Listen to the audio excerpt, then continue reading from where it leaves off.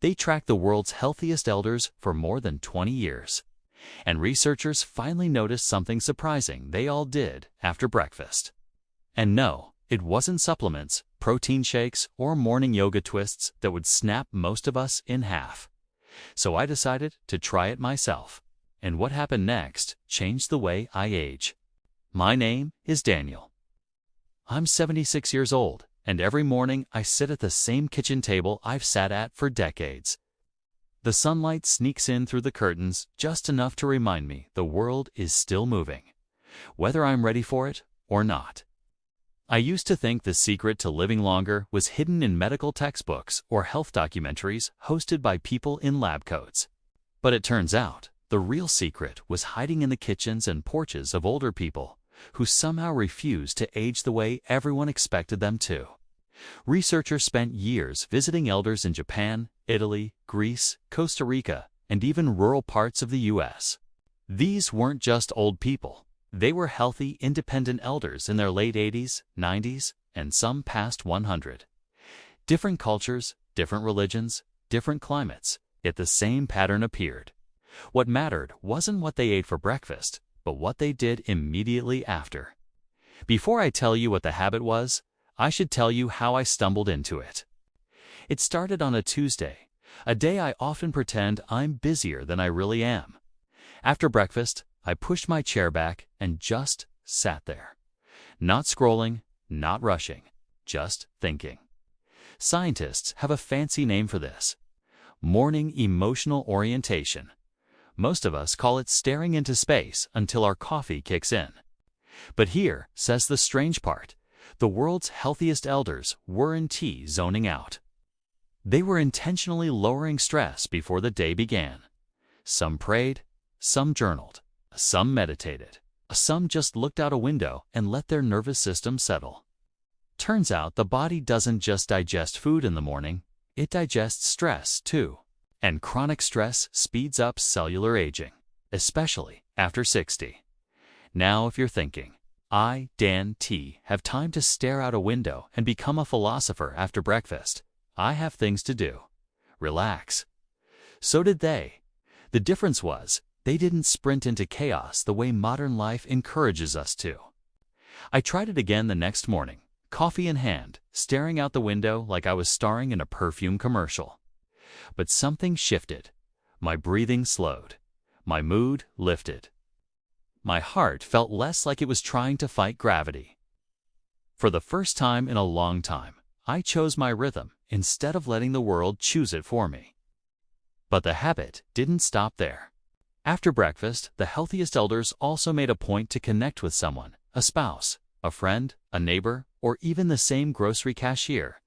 They, seen since 1994. Science now shows social connection reduces early mortality more than quitting smoking and exercising combined.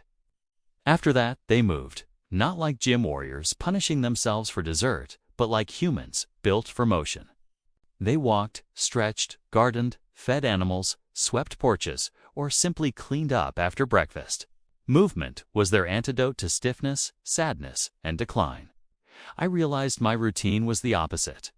Breakfast gives panic, gives email, gives panic, gives news, gives panic, gives coffee, gives more panic.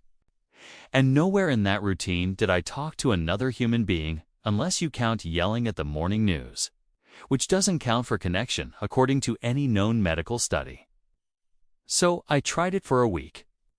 After breakfast, I slowed down for 10 minutes. Talked to a real human, and moved, even if it was just laps around the kitchen island. By day 3, my joints hated me less. By day 5, my mood stopped depending on headlines. By day 7, I caught myself humming while watering my plants, a habit I didn't even know I had. Around that time, I remembered something a researcher once said. The world's healthiest elders, Dan T. Chase, youth. They reinforce vitality. It hit me hard. Aging doesn't stop when you stop moving. It accelerates. And that's when it finally made sense. The habit wasn't about breakfast at all. It was about the short window after breakfast where the body decides how the rest of the day will go. That tiny window influences your stress chemistry, your brain, your metabolism, your social engagement, and your sense of purpose for the day. 5 systems nudged in a healthier direction before 10 a.m. Now, I know someone is watching this thinking, okay, but what if I, Dan T., have chickens to feed or a porch to sweep? Fair point. But the beauty is that it doesn't matter what you do, only that you do something.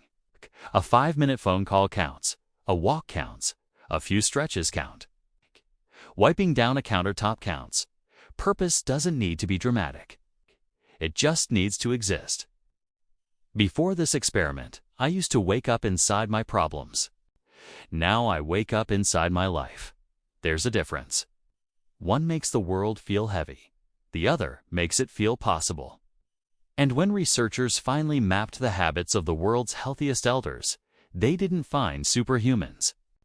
They found ordinary people doing 3 extraordinary things repeatedly: reducing stress early, connecting with others, and moving with intention. Not dramatic, just deliberate. So if you're 70, 50, 30, or 18, it's not too late, and it's definitely not too early.